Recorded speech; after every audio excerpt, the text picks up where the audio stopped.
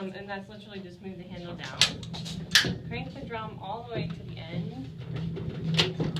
And then we put this set of rollers in. This is the oscillating. So you guys are used to a brayer where you have to do the work of spreading the ink out, right? By moving the brayer back and forth. This does that for you. Nice. We're talking like not even nice. So we take a little bit of ink. This is our palette. And just so we don't have a lot to clean up, I try to only ink where the text block is. Makes sense. It will spread out, but you know, it's like wasting as little as we can, basically. And I just do a couple of bands to get it even.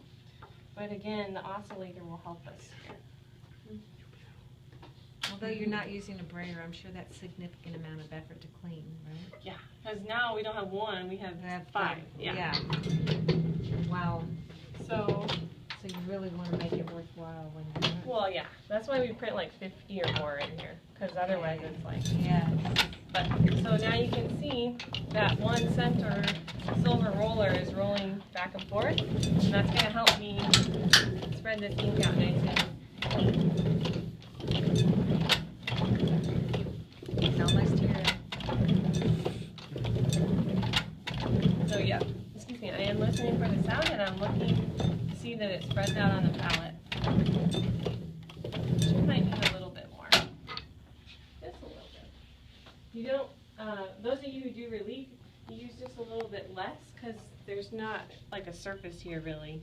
It's just a thin layer of ink that sits on top instead of being soaked up.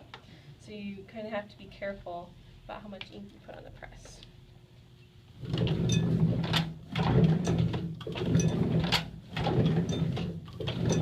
Okay, so if you guys would stand back a little bit from the press, I'm going to crank it all the way down. So that looks pretty good. Now we roll forward and cover the type. Ooh, it's very exciting. Crank back. And now we're ready to pull the tester. Like I said before, the press is set up to print type high things, but sometimes there's some weirdness in different thicknesses of paper. Sometimes the blocks are old and they are smashed a little bit. So you always want to start with like a weak amount of pressure, which would be like one piece of paper. So you put the press into print, and there's a little foot pedal down here. You lift up for the grippers, and you slide your paper up, and it should hit on these little feet. And then I did, when we put this in, like try to watch.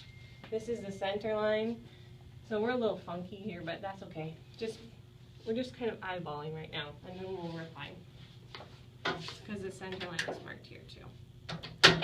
This is our other registration. So we know this is a solid line here, and then we can move this, you know, if we were doing multiple layers or something. Okay, you ready? All right. So we want to hold the paper all the way through until we can't anymore let go. Crank all the way through.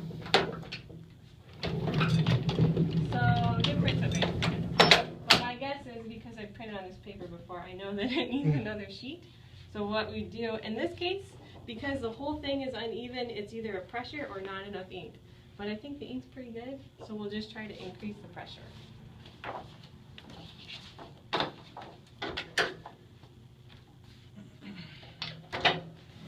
Again, hold the paper all the way through, let go, and then pull it out.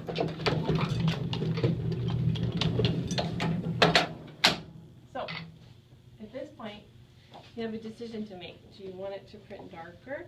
If so, we can put another sheet of paper under there or add some more ink.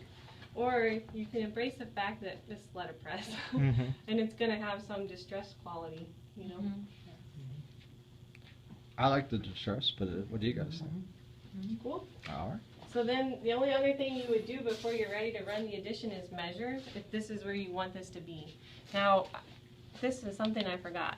You have a lot of space here. This is the full size. I cut it down to 11 by 15, so we probably want to correct that. Well, actually, I'm putting holes